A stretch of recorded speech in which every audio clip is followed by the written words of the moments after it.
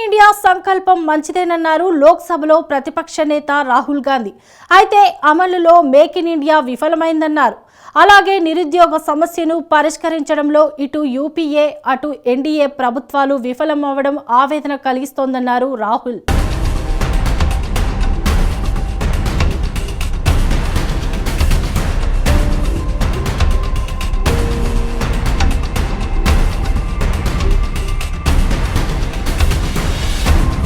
ప్రధాని నరేంద్ర మోడీ మానసపుత్రిక అయిన make in ఇండియాపై Congress అగ్రనేత లోక్సభలో ప్రతిపక్ష నాయకుడు రాహుల్ గాంధీ ప్రశంసలు కురిపించారు. ఉత్పత్తి రంగంలో స్వావలంబన కోసం మేక్ ఇన్ ఇండియా కార్యక్రమాన్ని ప్రధాని నరేంద్ర మోడీ చేశారన్నారు. మేక్ ఇన్ ఇండియాను తాను స్వాగతిస్తున్నానన్నారు. ఈ విషయంలో ప్రధాని నరేంద్ర మోడీ సంకల్పాన్ని తాను అభినందిస్తున్నానన్నారు. అయితే మేక్ ఇన్ ఇండియాను అమలు చేయడంలో ప్రధాని నరేంద్ర మోడీ నాయకత్వంలోని ఎన్డీఏ ప్రభుత్వం విఫలమైందని రాహుల్ గాంధీ ఆరోపించారు. స్వదేశీ ఉత్పత్తుల రంగంలో భారతదేశం విఫలమైందని తాజా లోక్సభ సమావేశాల్లో రాహుల్ గాంధీ ఆరోపించారు. ఉత్పత్తి రంగంలో భారతదేశం ఫెయిల్ కావడంతో పొరుగున ఉన్న చైనా దేశం దూసుకుపోతుందని రాహుల్ గాంధీ పేర్కొన్నారు. ఈ సందర్భంగా తన చేతిలో ఉన్న మొబైల్ను ఆయన చూపించారు. కేవలం మొబైల్ అసెంబ్లింగ్ మాత్రమే భారత్లో జరిగిందన్నారు. మొబైల్కు సంబంధించిన కాంపోనెంట్లన్నీ చైనాలోనే తయారయ్యాయని రాహుల్ గాంధీ పేర్కొన్నారు. చైనాను కట్టడి చేయడానికి ఇప్పటికైనా మ్యానుఫ్యాక్చరింగ్ రంగంపై కేంద్ర ప్రభుత్వం ప్రత్యేక దృష్టి పెట్టాల్సిన సమయం ఆసన్నమైందన్నారు. రాష్ట్రపతి ప్రసంగానికి ధన్యవాద తీర్మానంపై లోక్సభలో రాహుల్ గాంధీ మాట్లాడారు. Even though we are saying we make this mobile phone in India, that is not a fact. This phone is not made in India. This phone is assembled in India. All the components of this phone are made in China. The network that has produced this phone is made in China, is owned by China. So every time we use a phone, every time we wear a Chinese shirt, a Bangladeshi shirt, every time we wear a pair of Chinese sneakers, we are paying a tax to China. Because some Chinese youngster is earning a salary to make or to produce that product. So the first message I would give in a presidential address would be that India has to focus completely on production.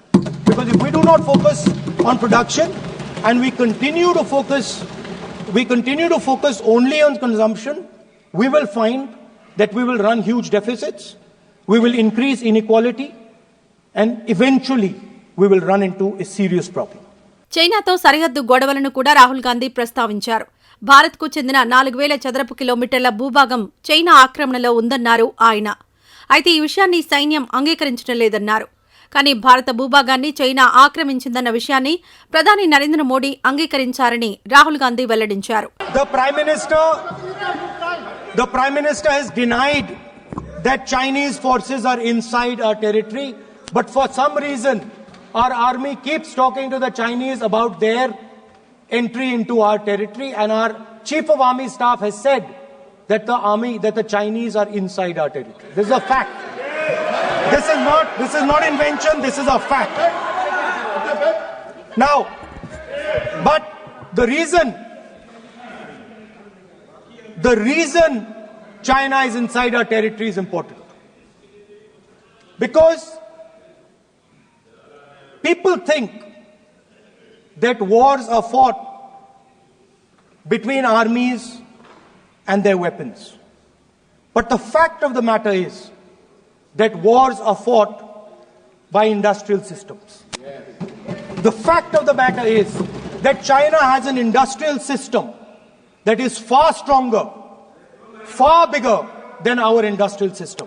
And that is why they have the guts to come inside this country.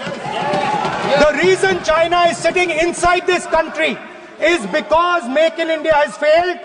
The reason China is sitting inside this country is because India is refusing to produce. And I am worried that India is going to give up this revolution to the Chinese once again. కాగా China అంశంపై రాహుల్ గాంధీ వ్యక్తం చేసిన అభిప్రాయాలను కేంద్ర మంత్రి కిరణ్ రిజిజు తప్పుబట్టారు. ప్రతిపక్ష నాయకుడు రాహుల్ గాంధీ అవాస్తవాలు ప్రచారం చేస్తున్నారని కిరణ్ రిజిజు మండిపడ్డారు.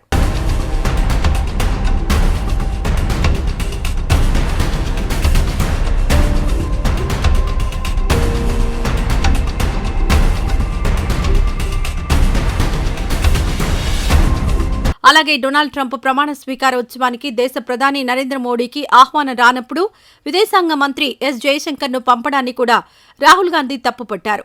అయితే ఈ విషయంపై రాహుల్ గాంధీ అభిప్రాయాన్ని కిరణ్ రిజిజు తప్పుపట్టారు. భారత్ అమెరికా సంబంధాల విషయమై ప్రతిపక్ష నాయకుడు బాధ్యతారాహిత్యంగా మాట్లాడడం సరికాదన్నారు కేంద్ర మంత్రి కిరణ్ రిజిజు.